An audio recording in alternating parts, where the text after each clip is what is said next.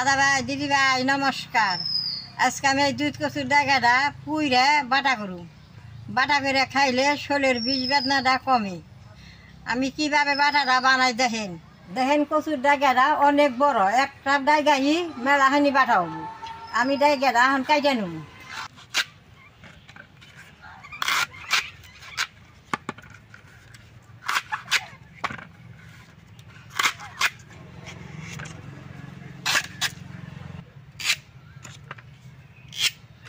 পুড়লে বাদে ডাইগা গুনে এই মাপে কাটন নাকি, এই মাপে কাইটা নিলে পুড়লে ভালো হয়।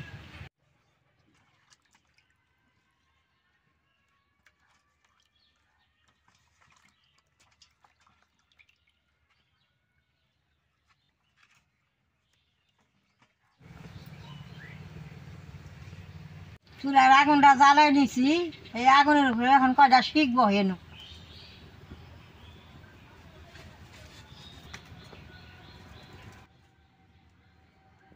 কচুরি এখন শিখের উপর দিয়া দিব।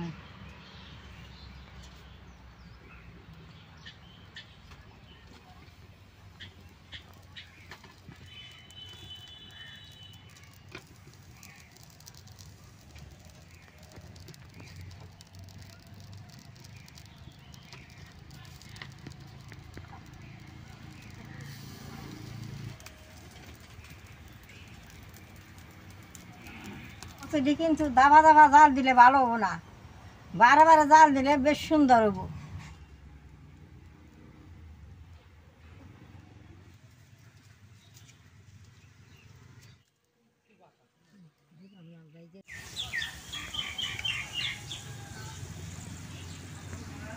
জায়গাটার এক পিঠ পুড়ছে, এখন আমি ঘুরে দিব আর এক পিঠ পুড়ু।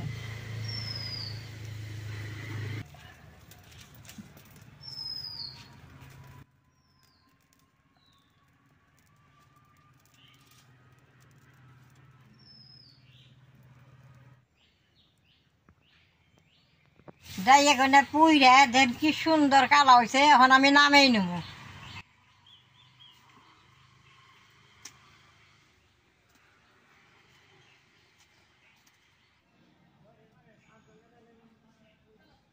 বাটাটা বানাবার নিগে মোচ আর রসুন বাইজে নেব।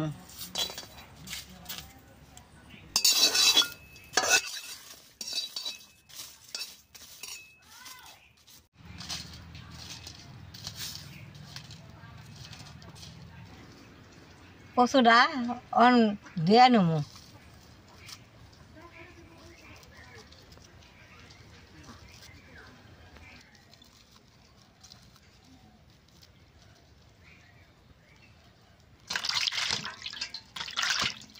দেখেন কালো হয়ে পুইরা গেছে, ভিতরে কি সুন্দর হয়েছে।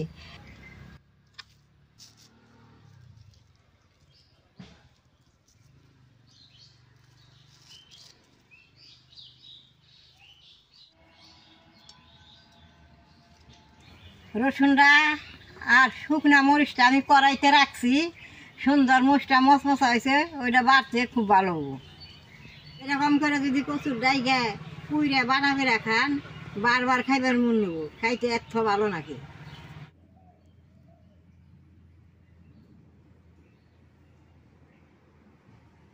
একটা ডাইগায় এই হেনি হয়েছে, অল্প হইলেও খাইতে এটা খুব ভালো হয়।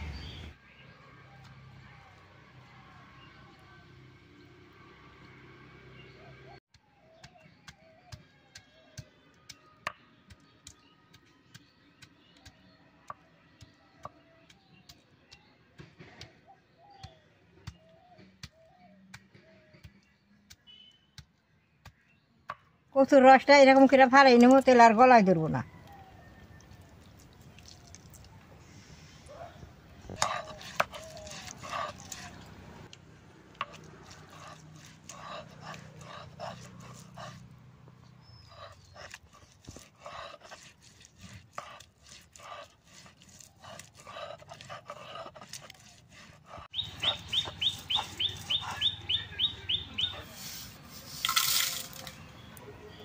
কড়াইতে এরকম থেকে সব কাম করলে মচমচা, দেখেন কি সুন্দর মচমচা হয়েছে।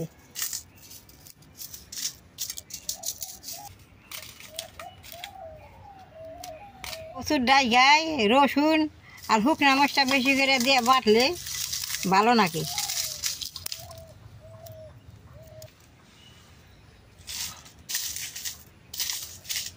অল্প লবণ দিয়ে দিন।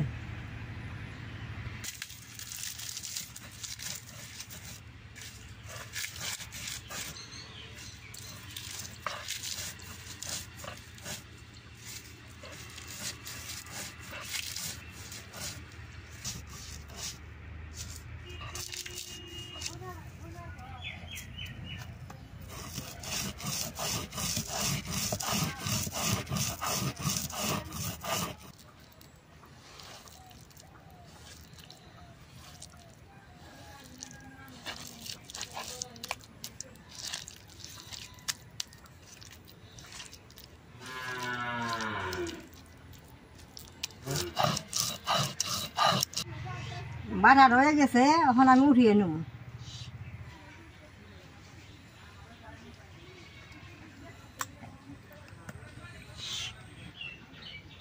বাটাটা আমার রয়ে গেছে গা, বাটাটা দিয়ে বেশ সুন্দর বাসনা বেরোইছে। এই বাটাটা দিয়ে গরম গরম ভাত এক থাল খাওয়ান যায়। আপনারা এইরকম দুধ কচুর ডাইগা পুইরে বাটা করে খাইবেন। আমার এই কচুর বাটাটা দেখে যদি আপনাকে ভালো লাগে, নেট করবেন, শেয়ার করবেন, আমার পাশে থাকবেন, নালডায় টিভি দিবেন।